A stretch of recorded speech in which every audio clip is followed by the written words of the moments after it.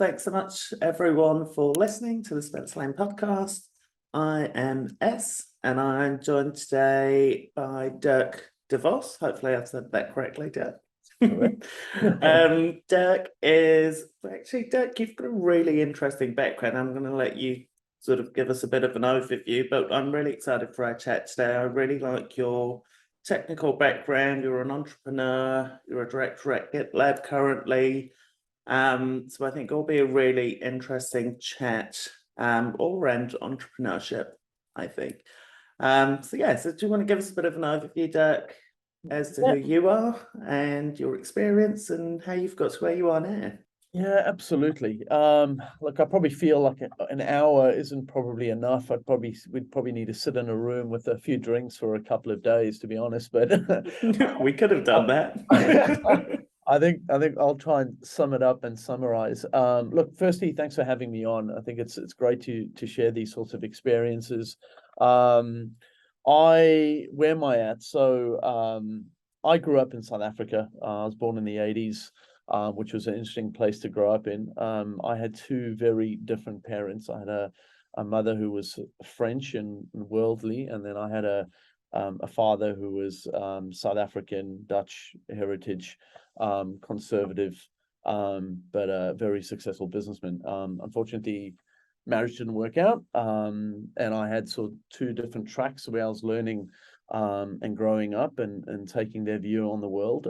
But I think that was actually beneficial to me. I had both very driven parents, very supportive, albeit different views on how the world works. But look, I think growing up in South Africa was really interesting back in those days. And I think I've figured out pretty quickly that it was a small place and I wanted to move into something bigger and see the world. My father was in aviation. He was a pilot and he ran a business importing and exporting aircraft. A lot of my business acumen today and the way I treat business was from influence of him. And it was interesting because all I ever wanted to be was a pilot. That was kind of what I wanted to grow up and be and do. But my dad actually talked me off that track. He said, look, my boy, if you want to be a pilot, you're not going to be a captain until you're in your 40s. This is the amount of money you're going to work. This is how much travel it's going to be. The only real money in aviation was of the illicit kind, and that was flying guns, diamonds, and drugs out of Africa. And there was money in that.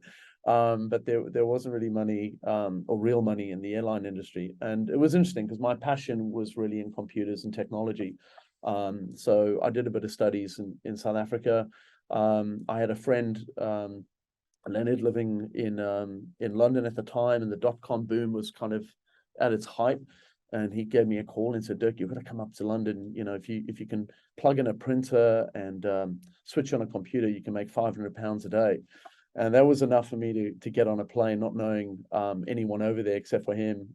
Traveled up, got to London, and then the dot-com crash happened and there was literally no jobs at all anywhere. And I was lucky enough to meet a woman in a bar, and I think I was down to my last 30 pounds in my pocket.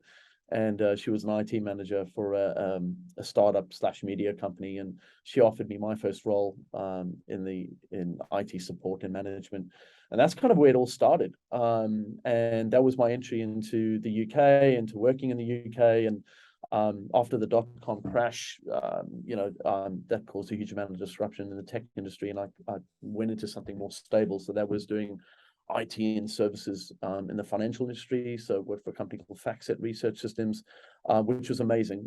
They were a very well-funded financial data company, and they sent myself and a number of the team all over Europe, all over the US, and obviously on company expenses. So I got to see a lot of Europe on the back of that, but also, meeting different people, understanding different cultures, languages, getting exposed to the financial industry was really interesting as well.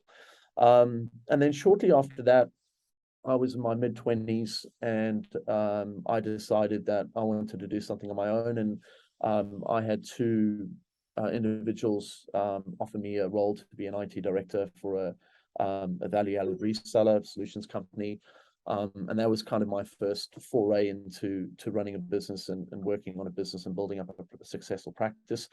But as with all things in life, nothing always goes to plan, and there was some fallouts there, and trusting the wrong people, and then I went back into setting my own business again, and then that kind of took shape into another business after selling that. And then I had two business partners, Enzo and John, which kind of restored my faith in humanity after some of the things that happened. But yes, great, built another business up with those business partners, which was hugely successful, a lot of fun.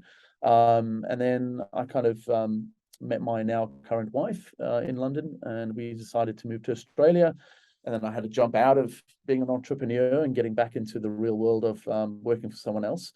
And again, that was in the tech sector, and that saw me working for post-IPO startup company called Pure Storage, which was again, huge amounts of experience, lots of travel, lots of networking, built my network up in Australia, which was great. And then, 2-3 years there, moved on to a new startup called Automation Anywhere, which is in the RPA space.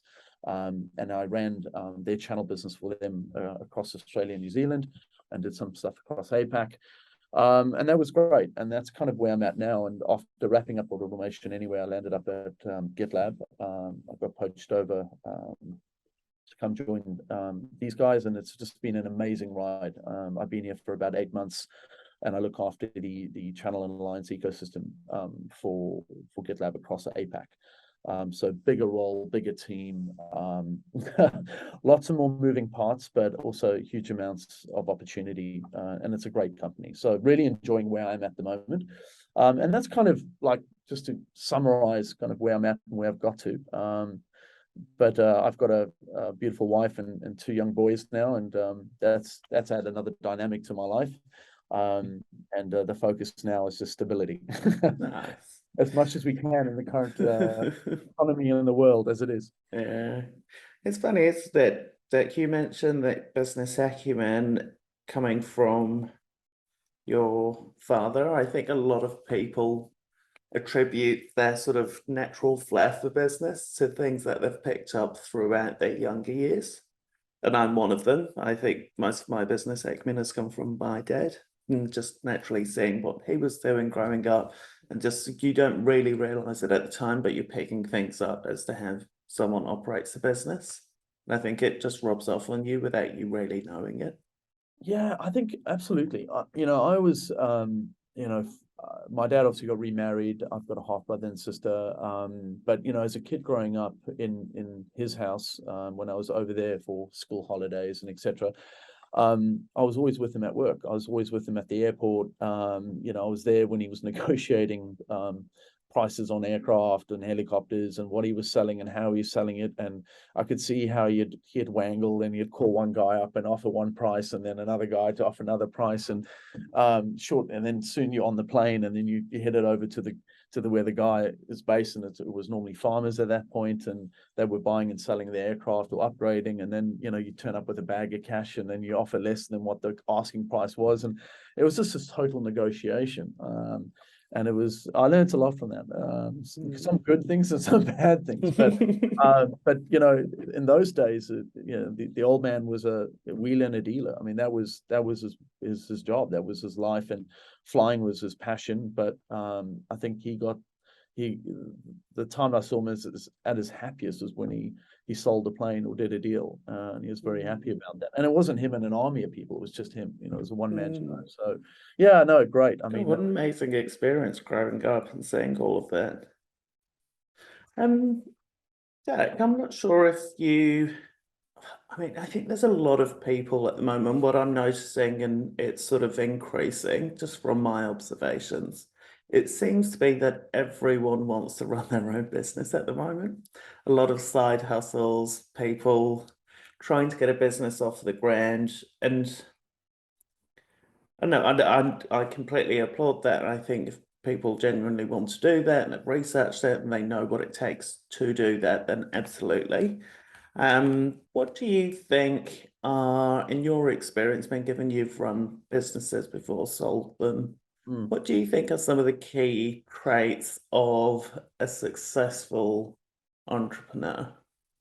Yeah, look, it's funny you mention that, because I think it's it's everywhere around us, right? Affiliate marketing. If you go onto Facebook and Instagram, you're seeing posts about people and how to start a business and do it for yourself and become a crypto billionaire. And, it's all about going in it on your own. So I think, yeah, there's a lot of messaging out there about doing things on your own and taking an idea and turning that into a business. But that's hard. There's a lot of realities, and it's not to deter people from doing it. I think if you're an entrepreneur, there's three things for me. You've got to have passion. You've got to have passion in what you're selling, and, selling something, a widget or software, whatever it is. You've got to have that passion and belief, and people buy from people. That's my experience. So you've got to believe in what you're selling and what you're doing and what you're trying to do. The other one is ambition. You've got to have ambition. You've got to be a self-starter. You've got to be able to sort of get on with what you're trying to do and not procrastinate and go from one thing to the next thing. Just stick with your idea, stick with what you want to do, and you've got to have that drive. And then probably the third thing is self-belief. No one's going to help you get to where you want to go. It's all on you. If you're setting up your own business and you're putting your own money on the table, it's on you.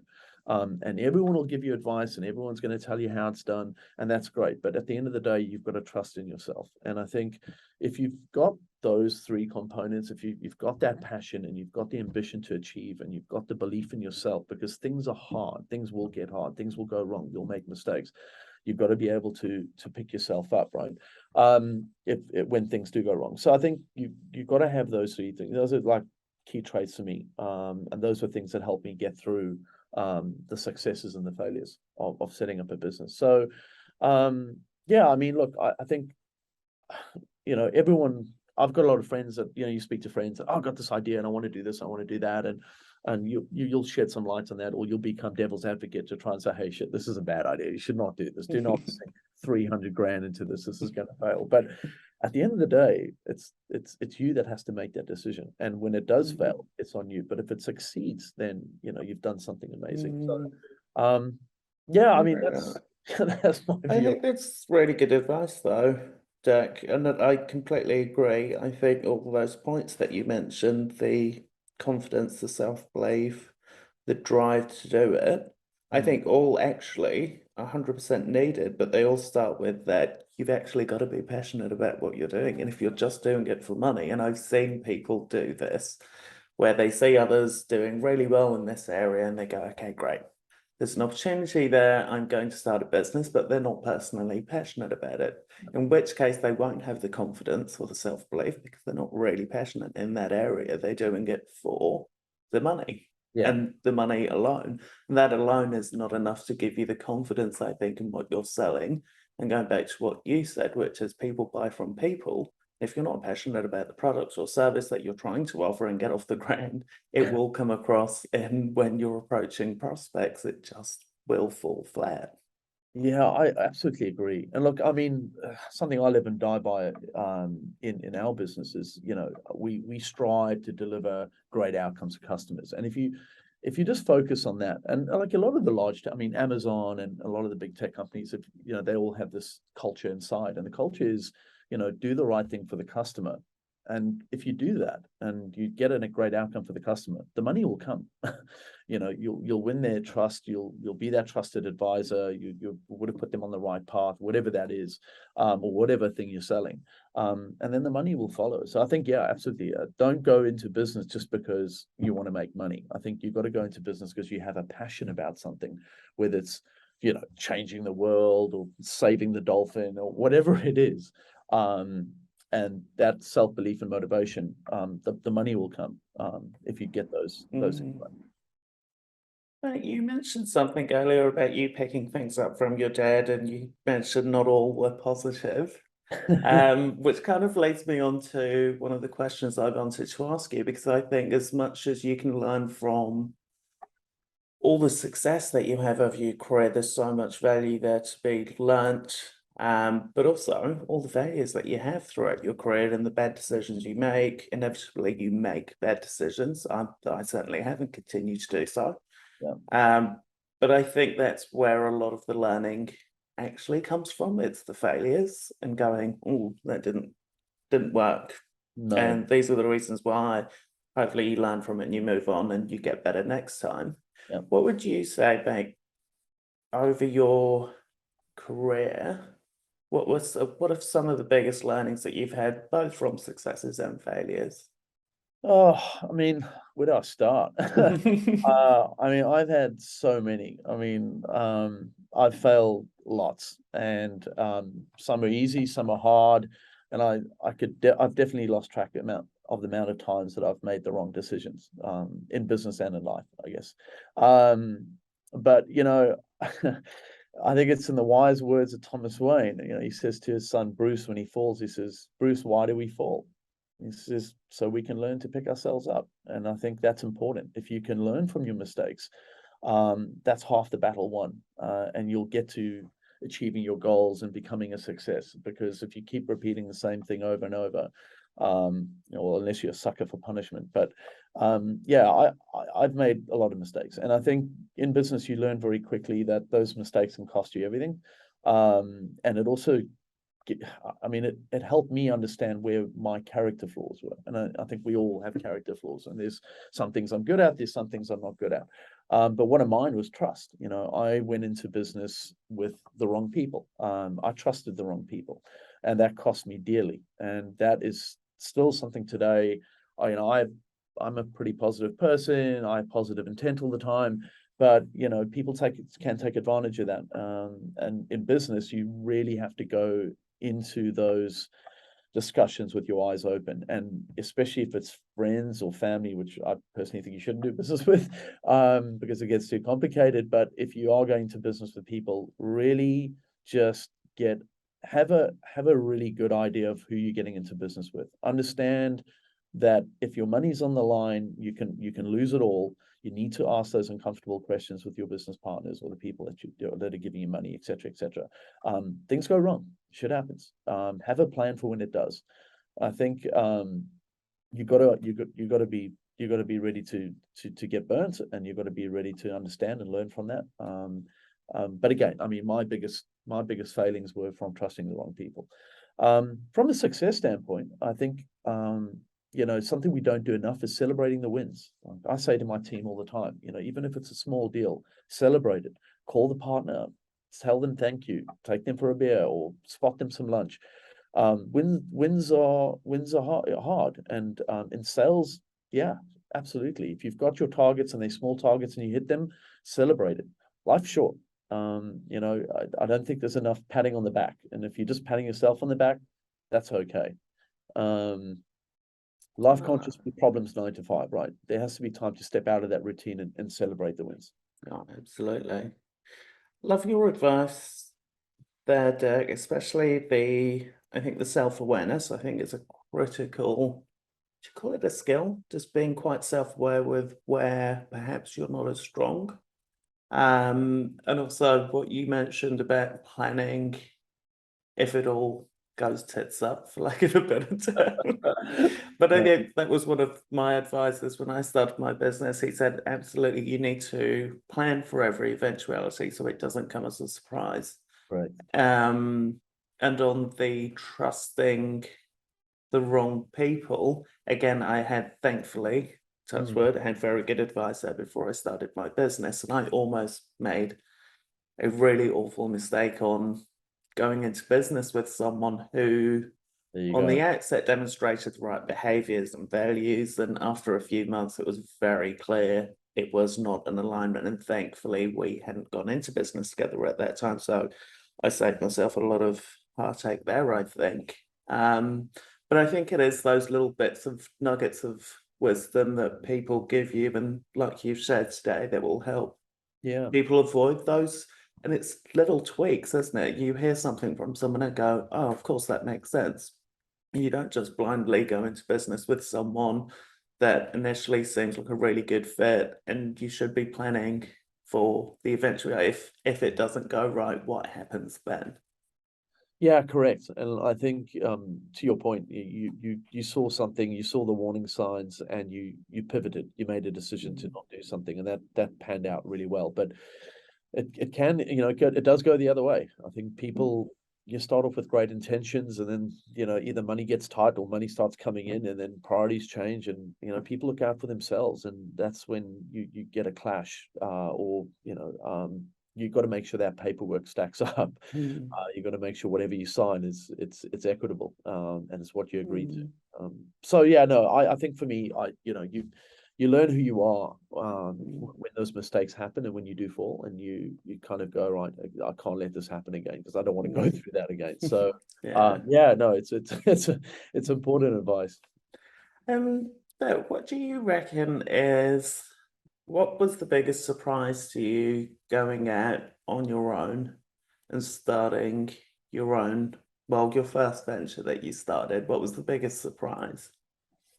Look, I think, everyone sits down, and you kind of work out your business, your plan, your ideas, and then you move into execution mode, and you start, pounding the pavement, trying to get this thing up and running, and trying to get the income coming in.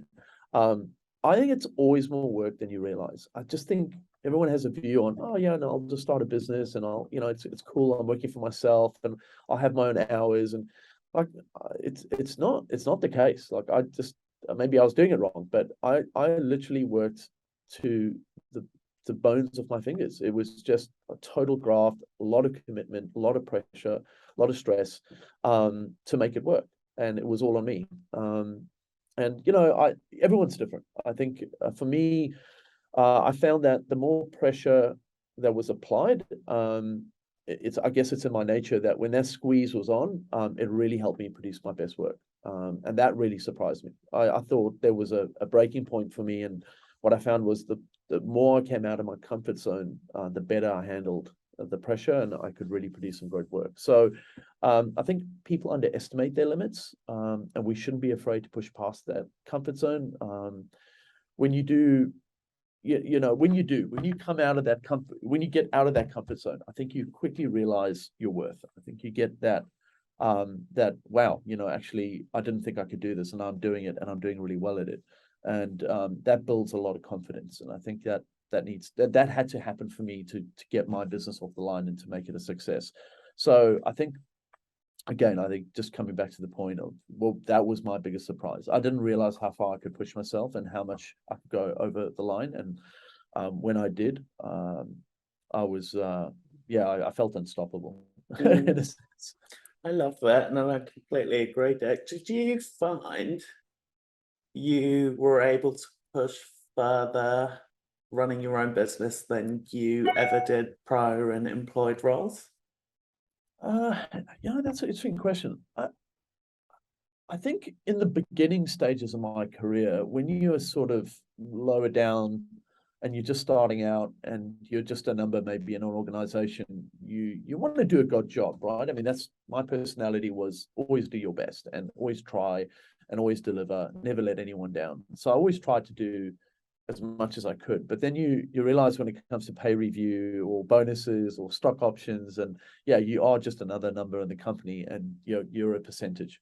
And then you sort of take the view that, oh, okay, well, okay, so if I work 9 to 5 and that's all I do, that's all I'm going to get anyway. So then that's okay. So I think it is a case of, maybe in my early stage career, I worked hard. I mean, but yeah, I worked harder doing my own business. If I look at where I am now, I'd probably argue I'm working as hard, if not harder, because I work for early stage startups or just post IPO. So it's still very much a startup. It's a very well funded startup, but there's a huge amount of work to be done, and you're building a team and you're scaling. So yeah, I think, I don't know. I think work is probably the same levels that I had when I started my businesses and what I'm doing now. Like Mm. the accelerator is still flat on the floor. But you mentioned something which I think is really important, which was around it's not easy. It's bloody hard graft Yeah. starting your own business. And I think in the sort of era that we're in, where everyone's promoting everything on socials of we're doing amazing and we only work 1 or 2 days a week and you can have it all by not putting in too much. I think people glorify success and make Yeah. it look really easy because they're not posting anything about the 14-hour days or clients haven't paid for 4 weeks, so the Yeah. business is running on empty. Yeah. No one's sharing that success. And I think that causes people that are looking on the periphery to go, okay, business is easy. Everyone's doing really well. It's not actually that much hard work. But I completely agree with you. It is bloody hard graft getting a business off the ground. You're doing everything. Yeah, Um, you bring up cash flow. I mean, everyone forgets about that. It's yeah, client pays late, or your number one client pays late, or they change their terms from 30 days to 90 days. I mean, that can sink or swim you. It's hard, and I think it gets really tough is when you start employing people, because now you're bringing on people onto the team. You're now responsible for their salaries. You're responsible for the money that they're earning. So you got to keep the business going. You know, their money is paying for mortgages and kids' school fees, and that added pressure really starts to stack up. So I think, yeah, anyone who thinks business is easy, or it's like, yeah, just, you know, go for a surf and then go for a gym and then do a few emails and then go home and watch Netflix. Yeah, I don't know what planet they're on. It ain't building a business. And look, you only have to read the Jeff Bezos and the Elon Musks and the Bill Gates, or any of the successful entrepreneurs and guys that have just done phenomenally well and become billionaires. These people sleep 4 or 5 hours, if that, a day. I mean, they're working, you know, stupid hours, sleeping on floors, sleeping on the production line. They're doing everything they have to make it successful. And I think you've got to be able to do that. You've got to be able to go into this with your eyes open, going, right, if I do this, I'm going to have to throw everything at it. Oh, 100%. It was funny. I had a friend say to me a few weeks ago, "Oh, God, you're doing so well. You're always on holiday. It's going so well for you." And I'm like, "No, you don't see it." Like, they live in the UK, and I'm like, "I'm up at 6 a.m. I run two businesses. I'm up at 6 till 9 doing one business, and then from 9 till 4 I do the other business, and then from 4 to 7 I'm running the other business again, and then working weekends." Like, it might look like it's all going swimmingly well, and I work 9 to 5, and I'm like, that's not the reality. The reality is I'm working bloody crazy hours to keep Yeah. two businesses afloat. It's I've had a good example. I've got a friend, he started up a business. He was doing really well. Like they were scaling, they were building, they was hiring 20, 30 people. And he decided to wrap the business up. And I was like, why? And he said, Dirk, I'm working my ass off. And I took home, like $80,000-$90,000 this year. I can't do it. I have to go back into doing something where I'm able to support my family, and my wife was picking up the load, and I need to be able to take the load off her again, because it wasn't not a success, but it just didn't get to where I needed it to be to sustain my current lifestyle. And that happens. That happens. He could have gone at it for another 2-3 years, and it might have got there, but he just didn't have the appetite to keep dragging it out. Mm. I can't remember who said it, but the quote was, "Ideas are easy. It's actually the execution. Everyone's got a great idea. The execution is the actual hard part." Yeah. What do you reckon, or what, in your experience, Dirk? No doubt you've got friends that have got amazing ideas that share them with you, but nothing actually eventuates with that idea. And I've got a lot of friends like that too, and people that I've come across. What do you think holds most people back? It's got to be failure. It's got to be failure.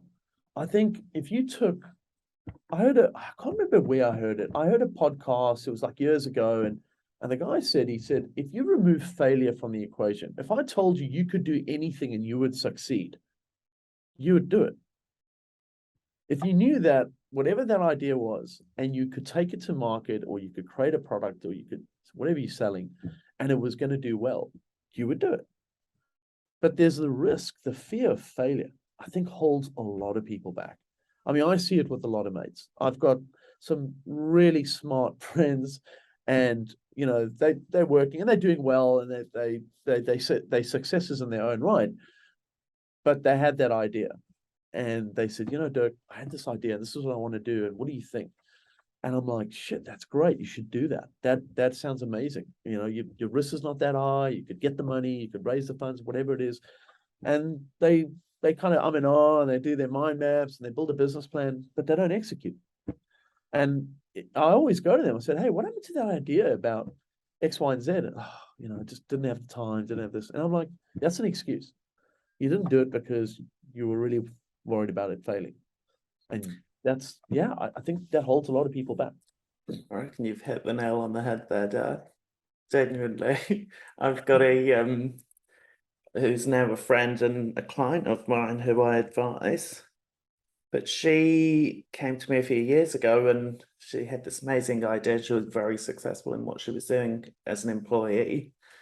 And it was a year before she actually kicked off this business and did phenomenally well, like millions of dollars in revenue year one. And even after year one, and how she's become a client now is advisory, because after year one, she's like, I think I might go back into employment. I'm like, why? So what if I don't do well next year? I'm like, you've built millions of dollars. I'm like, even after she saw the success in her own business, it was still the fear of failure for next year was holding her back. It's mad, isn't it? It is mad. And it, it causes that paralysis, that fear. And look, and this will probably lead on to, where we're going, but risk, as you get older, your risk profile changes. When you're young, you've got this ability to make mistakes. You've got the ability to fail. You've got the ability to lose everything and start over.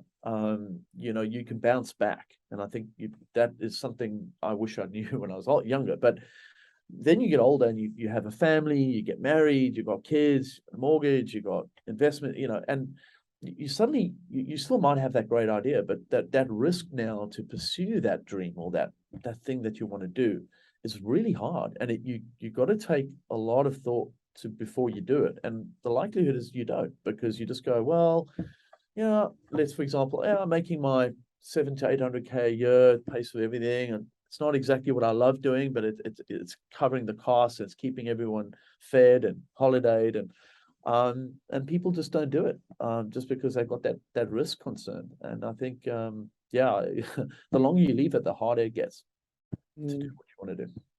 It's really good advice, actually. Really good advice. It is, isn't it? The risk profile changes. Yeah. You suddenly get more commitments, and you can't just up sticks and leave and move to another country. You've got kids, you've got schools. What's frustrating about it is that as you get older, you learn, right? You gain that wisdom because you're in the workplace, you're doing, I mean, depending on your career, right? But I'm in sales, I'm in partnerships, I'm in relationships. That's my business, and I've learned so much, and I've now got this huge amount of experience, and I'm like, wow, now, like, if I'd known now what back when I was 20 years younger, I could have used that to really good effect. But you don't, right? So you're in this, I guess I want to say paradigm, but it's kind of, you get all this worldly experience and you get to a point where you're like, this is a great idea. I should do it because I know it. I understand my business, my industry. I've got the network. But because you're older and you've got the wife and the kids, the risk is there. And unfortunately, the risk just overweighs it. So you don't always make that jump. Yeah. Dirk, I feel like you've already given us heaps of advice and nuggets of gold. But my second to last question is, what advice, if we've got a listener that's thinking of starting their own business and starting their entrepreneurship sort of journey, what advice would you give to that person? Honestly, it's belief. You got to hold on to that thing that you're believing in, that thing that's making you decide to run a business or start a business or to create a product, whatever it is. You just got to hold on to that. I think that is so important, because when it all doesn't go your way, or if it all looks like it's too hard, you always revert back to that. Do I believe in what I'm doing? Everyone is an expert when it comes to running a business.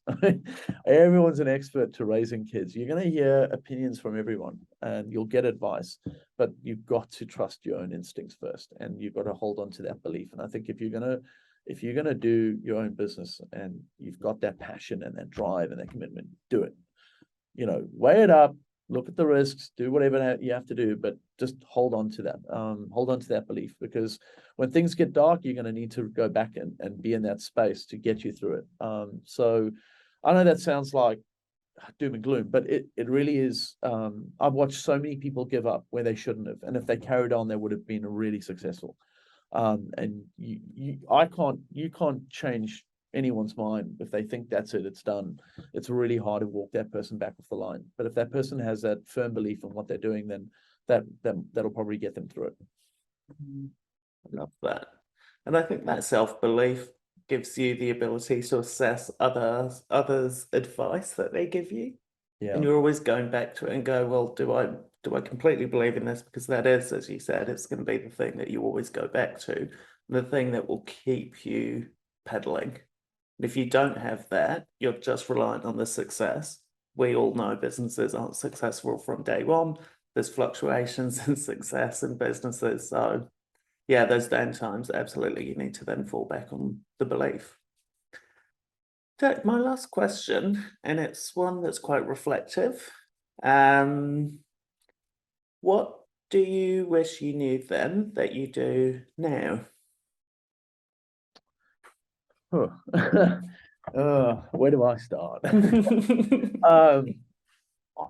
Every man has two lives. And the second one starts when he realizes he just has one. That is something I heard from Naval Rakivant, and he was on Joe Rogan's show when he was talking about it. And I think if you listen to that, just don't make the mistake of not doing or following your passion, and don't wait. Going out on your own and starting a business is a huge amount of faith. There's an enormous leap there, and it can fail, but it can also be a huge success. And I think in my life, you'll regret not taking that risk later in life, versus if you tried and it failed. I think we regret more the things we don't do than the things we do. And I really believe that. I think if I just had if I followed my gut, and I stuck to it, and I just trusted myself a little bit more, I probably could have turned other things into better successes, that I was working towards.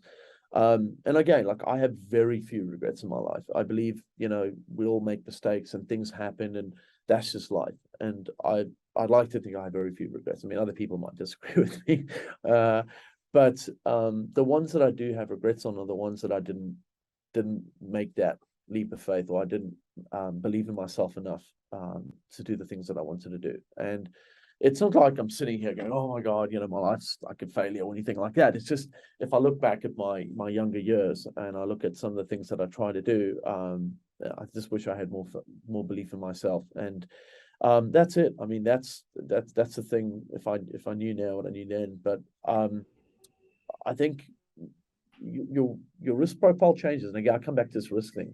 Maybe it's just because my age. I'm in my early 40s now. When you're younger, you can afford to make those choices, and they can end in failure, but you can always recover from it. It's a lot harder to do that when you're older. So, yeah, that's kind of my nugget there. Oh, I love that. It's quite cruel, isn't it? I feel the older we get, the more self-belief we have. If we started off with that self-belief, you'd just catapult yourself so far if you had it when you were younger. But I guess it does come with experience and age. Yeah, look, and the itch is still there. I mean, I'm working in an amazing business now, and I'm really enjoying it. And I've got a great team, and the leadership is fantastic. And there's like a huge opportunity for everyone who's working at GitLab. But you, like, as an entrepreneur or someone that wants to build or has done your own business, you still have that itch. I still have that itch. And my wife always asks me every now and then. She goes, "Oh, do you ever think you're going to do your own thing again?" I'm like, "Yeah, we'll see." Never say never. Never say never. I think I've got a mate who's a friend of a friend, but he's like in his 70s now, and he just set up a business, and within a year, he's like doing really well. And I'm like, wow, geez, okay, great. For everybody. But yeah, again, and I think that's all passion, right? That's driven by passion. Absolutely. Dirk, it's been such an interesting chat. Thank you so much for your time. I don't think you'll know how much those bits of advice that you've given and shared your story will help others, because it is those little bits that you pick up over podcasts, over interviews that you see, that help you shape the things that you do. So thanks so much for sharing, mate. I really, really appreciate it. Absolutely. Thanks for having me on and letting me share my experiences with your listeners as well. So yeah, really appreciate being here today, and it was great chatting. Yeah, you too, mate. Thank you. All the best.